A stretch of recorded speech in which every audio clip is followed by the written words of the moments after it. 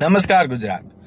સુલતાનપુરના PI Khachar દ્વારા એક દેવી પૂજક સમાજના ભાઈને ઢોર મારવામાં આવ્યો.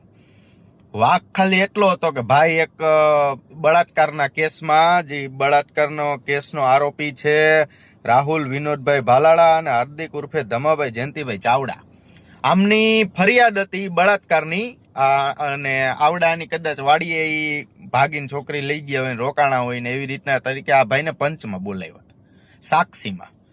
સાક્ષીમાં બોલાવ્યા અને પીઆઈ ખાચર કદાચ ગાયરું બાયરું બોલતા છે એટલે આને એમ કીધું કે ભાઈ તમે વ્યવસ્થિત રીતે વાતચીત કરો સાહેબ, જી હોય તમે તારે કાયદેસરની કાર્યવાહી કરો, કે અમે પંચમાં આવ્યા છીએ કે અમે સાક્ષીમાં આવ્યો જે નિવેદન દેવાનું એ દઈ દઈ. અને પીઆઈ ખાચરનો બાટલો ફાટ્યો. પીઆઈ ખાચરના બાટલા ફાટ્યા પછી ઈ અને એના સ્ટાફના માણસો દ્વારા આ ભાઈને જે રીતના મારવામાં આવ્યો છે, થોડોક આ વિડીયો જુઓ.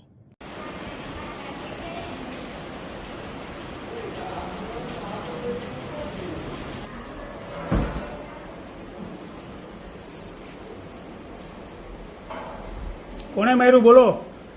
ખાચર સાહેબ ક્યાં કઈ જગ્યાએ?